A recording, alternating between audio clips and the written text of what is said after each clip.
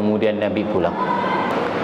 Kakala pulang malamnya, istrinya bermimpi ada tamu datang ke rumahnya bawa makanan yang begitu banyak. Setelah tamu ini pulang, sebelum pulang, tamu ini ngambil sesuatu yang ada di rumahnya berupa ular dan kalijengking, binatang-binatang yang mengganggu di rumah tersebut. Dimasukin karung, kemudian langsung jalan. Istrinya mimpi bangun dan menceritakan kepada suaminya, dan suaminya datang menjumpai Rasulullah SAW dan menceritakan mimpi tersebut. Apa kata Nabi? Tamu yang datang ke rumah membawa rezeki dan menghapuskan dosa bagi rumah yang didatangi tamu. Audio Jungle.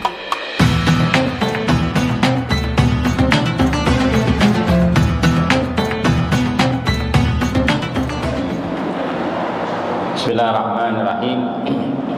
Assalamualaikum warahmatullahi wabarakatuh.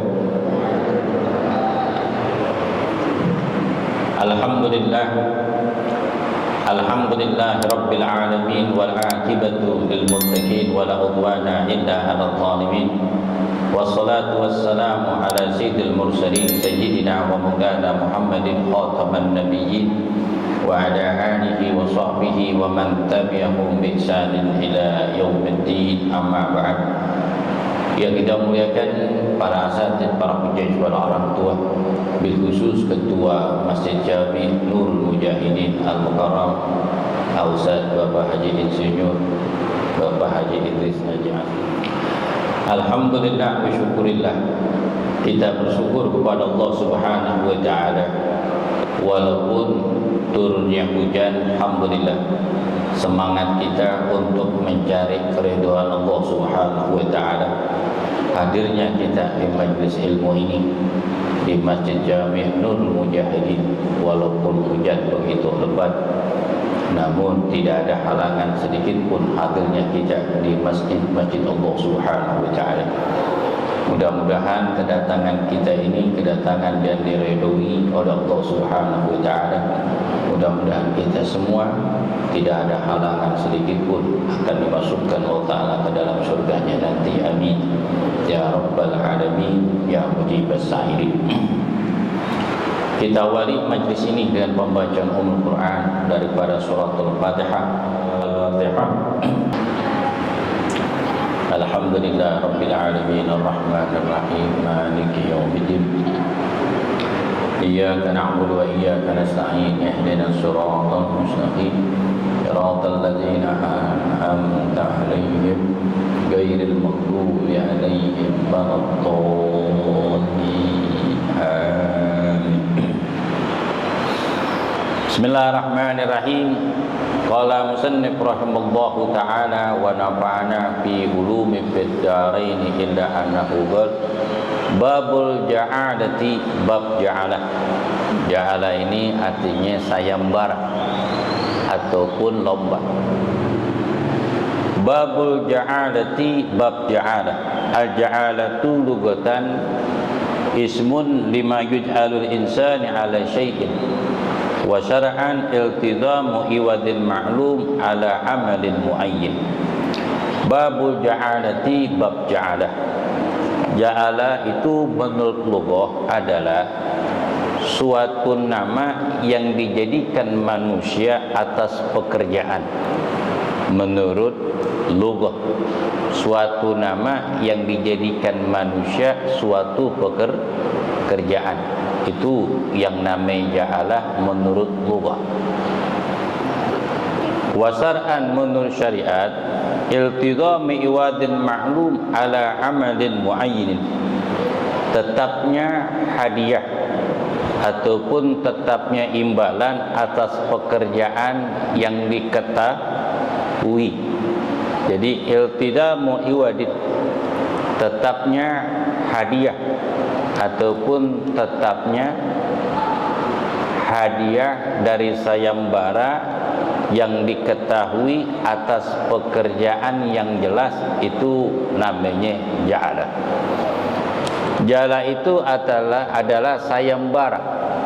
Jika ada orang yang menemukan sesuatu, kemudian dicari tidak ada, kemudian orang ini memberikan lomba ataupun sayembara untuk mendapatkan barang yang hilang. Pekerjaannya yang diketahui, kemudian imbalan dari sayembara itu pun diketahui, ataupun dijadikan sayembara. Umpama kita dikasih alamat rumah seseorang yang kita tuju, tapi jalannya jalan Fatimah betul, tapi RT dan RW-nya kita nggak tahu. Nama orang kan banyak, kadang-kadang sama namanya, tapi orangnya belum tentu orang itu yang kita tuju. Akhirnya kita katakan, siapa yang menunjukkan rumahnya Fulan bin Fulan, alamatnya jalan Fatimah, tapi RT-nya saya nggak tahu, tapi ini orangnya ada fotonya. Siapa yang nunjukin kepada saya akan berikan 3 kilo mangga Indramayu. Jamaah yang dengar kurang tertarik, cuman mangga 3 kilo, nggak ada yang menarik. Saya tambahin lagi duit 500.000, wah boleh nih. Banyak yang ngikut? Banyak. Dilihat tuh fotonya, cari informasi, kemudian ada yang tahu, ditunjukin tuh rumahnya yang dituju, maka orang yang menunjukkan rumahnya orang yang dituju itu mendapat imbalan. Apa imbalannya? Mangga Indramayu 3 kilo, ame duit 500.000. Alhamdulillah. Siapakah manusia yang pertama kali mengadakan sayembara? Manusia yang pertama kali mengadakan sayembara ataupun lomba adalah Nabi Yusuf alaihi salatu wassalam ala nabiyina Muhammadin sallallahu alaihi wasallam. Ketika itu mahkota seorang raja itu hilang. Kemudian Nabi Yusuf akan memberikan hadiah kepada orang yang menemukan kepala mahkota seorang raja. Kemudian diabadikan oleh Allah Subhanahu wa taala dalam surah Yusuf ayat 72. Allah taala berfirman, qalu nafkidu sawa'al maliki waliman ja'a bihi bihimlun ba'irin wa ana bihi ja'in.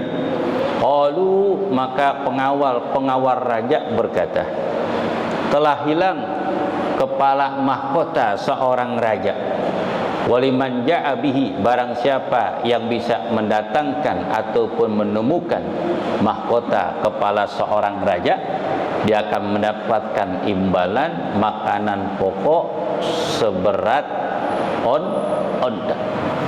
Wa ana bihi ja'im, kata Nabi Yusuf, akulah sebagai jaminan untuk memberikan imbalan berupa makanan pokok seberat onta. Akhirnya ada yang menemukan, kemudian dikatakan oleh Nabiullah Yusuf, kemudian orang itu mendapatkan hadiah imbalan dari sayembara ataupun lomba yang diadakan, yakni seberat makanan seberat onta. Begitu juga di dalam hadis, dalilun min hadisil hadisi masyhur al-jirahul bari wan Abi Sa'id. Dalil sayembara itu didapatkan di dalam hadis yang terkenal rawahu Imam Bukhari wa Muslim wa Ahmad bin Hanbal wa Tabarani wa Nasa'i wa Abi Sa'id radhiyallahu taala anhu. Ketika Abi Sa'id menceritakan, ada beberapa sahabat ketika itu meninggalkan kota Madinah, pamitan bersama Nabi, pamitkan amin Nabi, ingin keluar kota. Kakala dia keluar kota berjalan, kemudian mampir kepada kepala suku di antara suku bangsa Arab ketika itu. Ketika mampir dengan suatu harapan mudah-mudahan diberikan makan ataupun hidangan kepada tamu yang datang dari sahabat Nabi SAW. Ternyata kepala suku itu tidak memberikan apapun kepada sahabat Nabi yang tamu yang mampir ke rumah kepala suku tersebut. Akhirnya sahabat Nabi meninggalkan rumah tersebut. Kakala meninggalkan rumah tersebut, tiba-tiba yang punya rumah itu kesurupan. Kesurupan. Makanya hati-hati kalau ada tamu kagak ngasih apa-apaan, takut kesurupan. Betul. Kasih apa yang ada. Masa iya air putih kagak ada? Kalau air putih ada, sengganganya itu air putih jangan bening doang, kayak ikan emas di dalamnya. Sengganga diwarnain, warna teh boleh, kopi juga boleh, kopi susu juga boleh, biar yang rumah dapat keberkahan dengan tamu yang datang ke rumahnya. Apalagi kasih makan, ada pecah keramiknya, alhamdulillah yang punya yang tamu dapat keberkahan. Di dalam hadis Nabi SAW, man kana yu'minu billah wal yaumil akhir fayukrim daifahu. Barang siapa yang beriman kepada Allah dan beriman pada yaumil akhir, hendaknya dia memuliakan tamunya. Rumah yang banyak barokahnya adalah silih berganti tamu yang datang ke rumahnya. Ada sahabat di antara ashabin Nabi SAW, rumahnya tidak ada tamu yang datang ke rumahnya.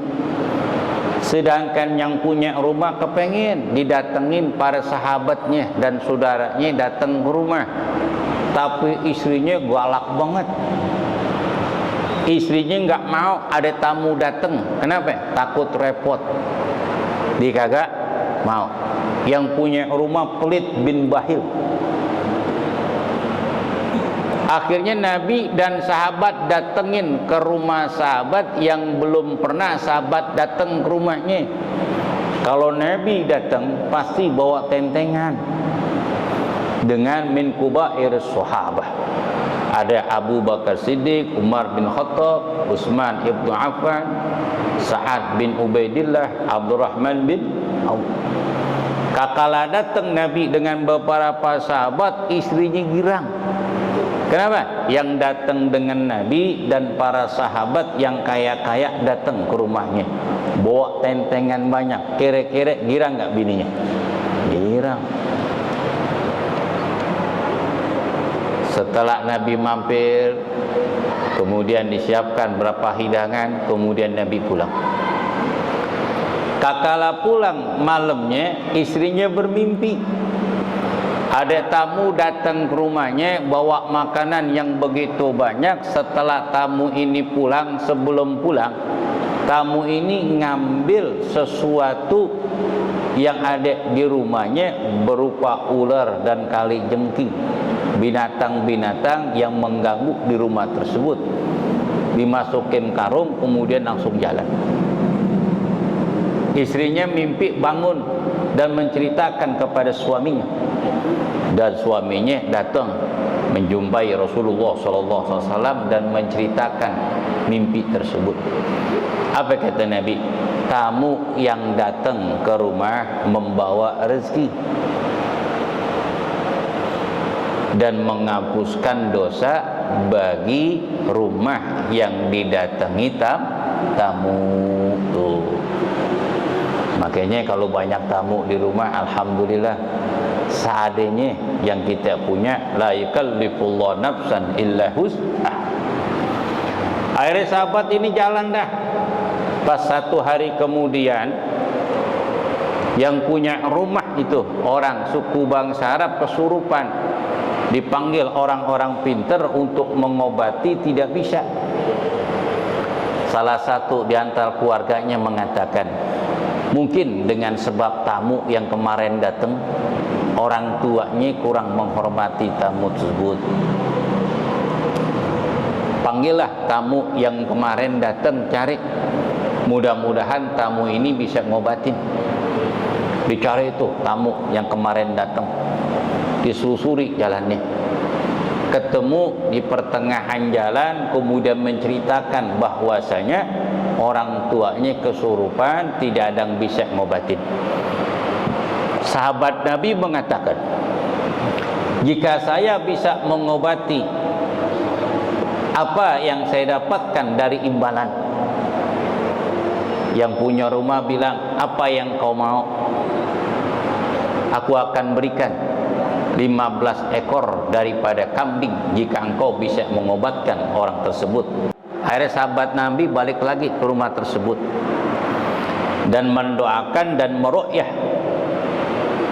Yang dibaca adalah suratul Fatihah. Kakak dibaca Bismillahirrahmanirrahim, Alhamdulillahirabbil alamin. Tiba-tiba orang yang sakit ini dengan sebab ruqyah kemudian sehat kembali dalam keadaan sadar.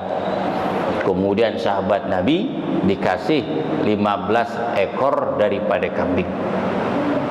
Akhirnya kambing itu dibawa tuh. Kakala sampai di Madinah, mereka akan membagikan 15 kambing yang ikut 3 orang.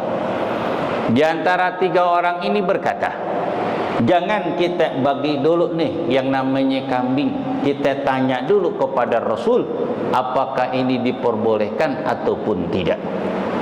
Akhirnya sahabat mendatangi Rasul dan menceritakannya.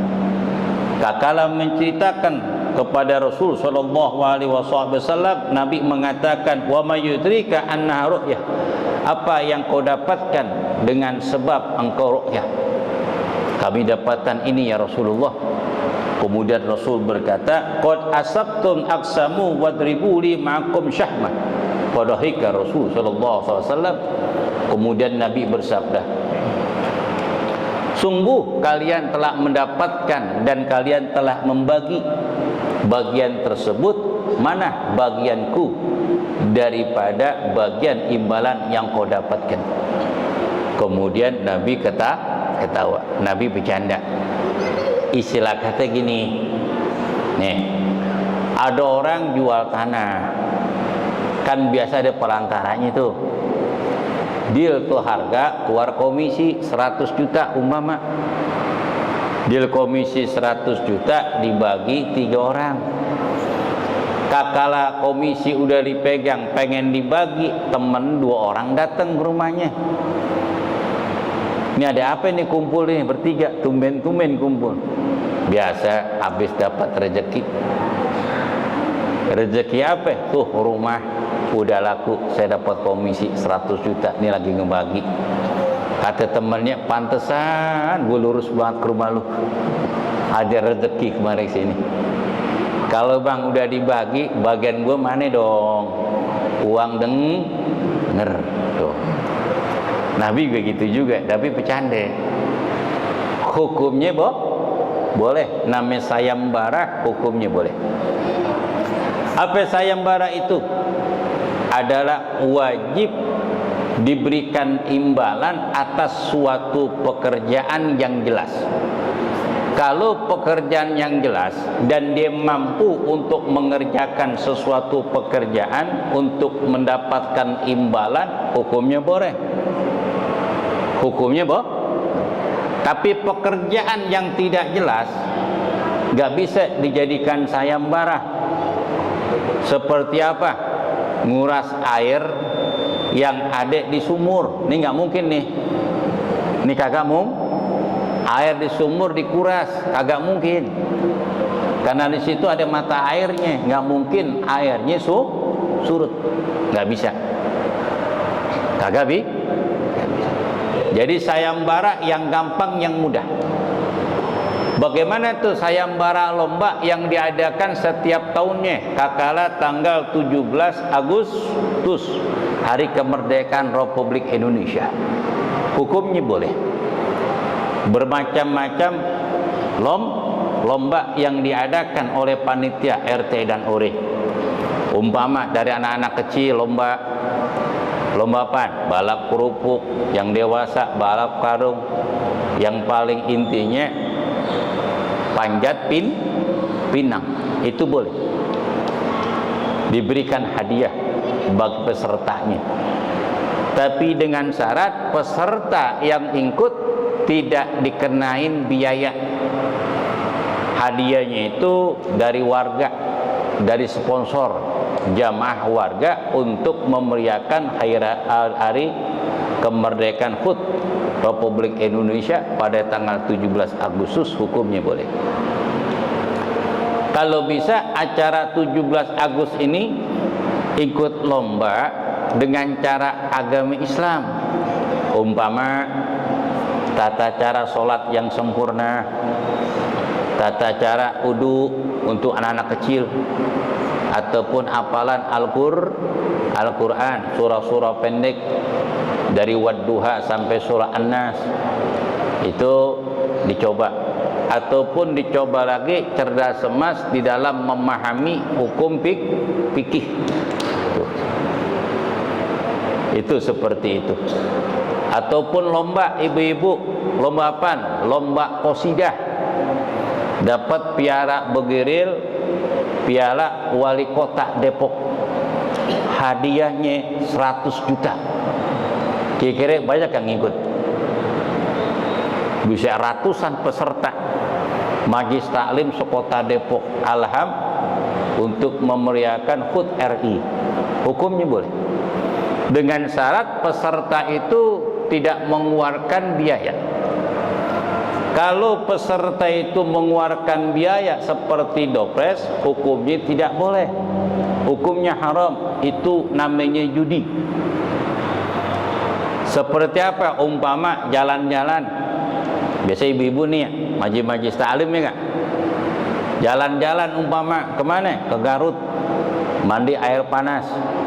Per orang ngeluarin duit umpama 500.000 plus makan ame hotel yang disiapkan, ame biaya apa? Transportasi. Dari sisa uang yang dikumpulkan oleh panitia, umpama ada sisa uang, kemudian dijadikan dopres untuk peserta yang ikut, itu hukumnya haram. Kenapa? Karena sisanya itu uang dari peserta. Setiap peserta pasti ingin mendapatkan hadiah dopres. Yang nggak dapat rugi gak? Itu judi hukumnya. Beda kalau ada sponsor. Nih, ziarah Wali Songo. Per orang umpama dikenain uang 1 juta. Ini ada sponsor nih. Ada sponsor dari ketua masjid Nurul Mujahidin, orang tua kita Bapak Haji Idris. Siapapun yang ikut jamaah Wali Songo sambil ziarah Wali Songo, hadir Hall Malang Darul Hadis, dikasih dopresnya umroh untuk 3 orang. Untuk 3 orang. Itu enggak judi, enggak. Karena hadiahnya dari sponsor. Dari sponsor. Jamaah enggak ngeluarin dikit, enggak ngeluarin sedikit pun untuk dopres yang diberikan. Itu ada sponsor, hukumnya boleh. Bagaimana lomba mancing? Kan ada galatama tuh. Ada hadiahnya enggak? Itu peserta mancing dimintain duit enggak? Kalau dimintain duit, semua peserta umpama ngeluarin duit 300.000, sampai saja diantara jamaah yang mancing kemudian dapat ikan mas yang paling gede, dapat hadiah uang 10 juta. Juara pertama. Juara kedua 7,5 juta. Juara ketiga 5 juta. Itu peserta yang ikut 200 orang, ngarep gak kira-kira? Ngarep gak? Dari uang 300.000 biar bisa dapat 10 juta. Itu hukumnya haram. Itu namanya judi. Namanya judi. Ada seseorang yang dirugikan, ada keuntungan, hanya beberapa orang, itu hukumnya haram. Termasuk mancing, mancing bayar, nggak ada kalah tamak, siapapun orang boleh mancing dari jam 8 pagi sampai jam 3 sore, dikasih waktu umpama 7 jam mancing sepuasnya, tapi bayar 200.000. 200.000. Ini ada gurur nih, ada tipu menipu. Apa? Sebelum orang mancing yang daftar banyak, ini ikan dikasih makan sebanyak-banyaknya. Biar ngapain? Biar kenyang. Kau udah kenyang, nggak mau makan di pancingan. Tukang pancing mengatakan, gue mancing nih, mudah-mudahan gue dapat 20 kilo. Saling menghayal keuntungan. Di antara mereka ada yang dapat banyak-banyak, yang sedang-sedang, yang dikit-dikit, ada yang kagak. Berarti ada yang rugi ya? Ini hukumnya haram, termasuk judi. Begitu juga lomba burung, lomba kicauan burung itu haram.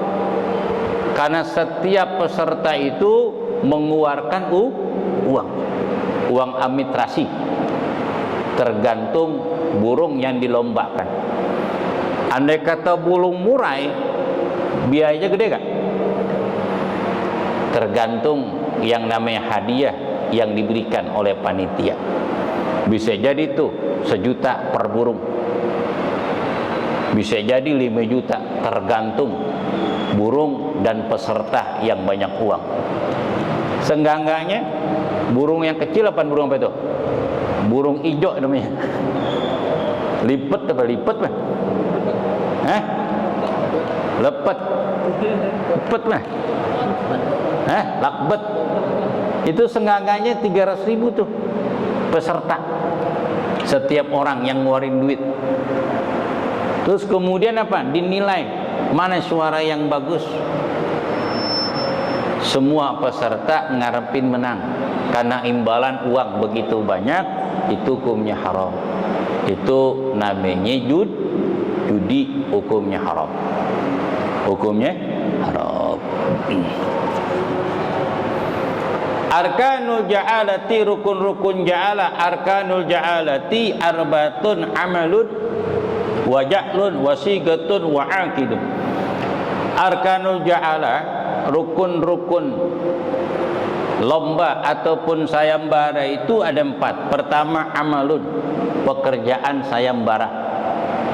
Wa ja'lun, yakni hadiah, imbalan sayembara. Wa sigatun, dan lafadznya.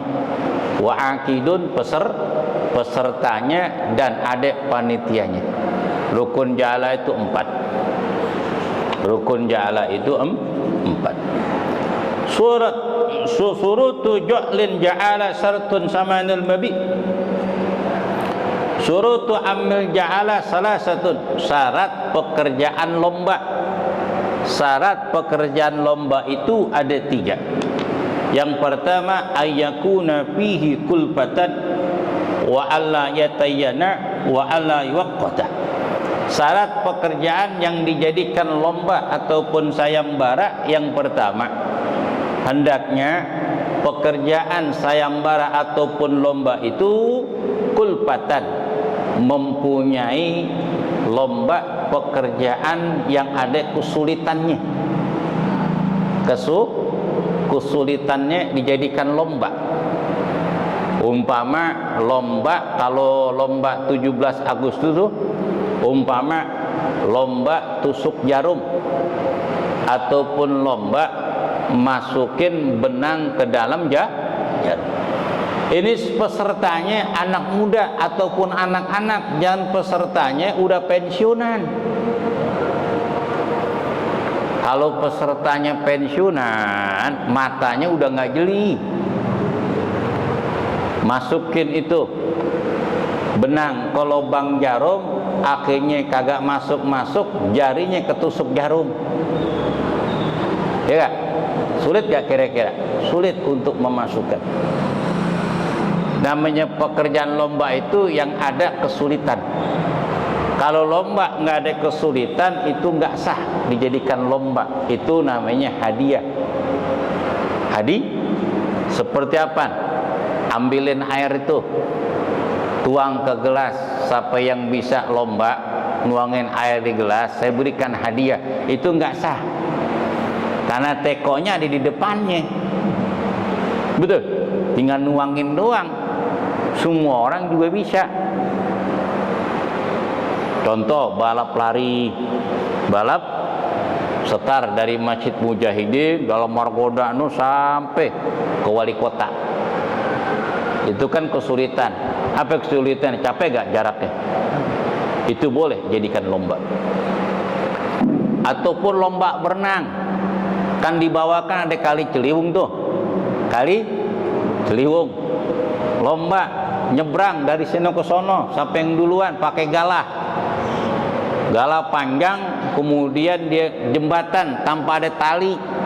Di sono ada duit tumpukan, siapa yang bisa lewat nyebrang tanpa ada tali, dia berhasil ke sono, maka dapat hadiah. Itu boleh dijadikan lomba.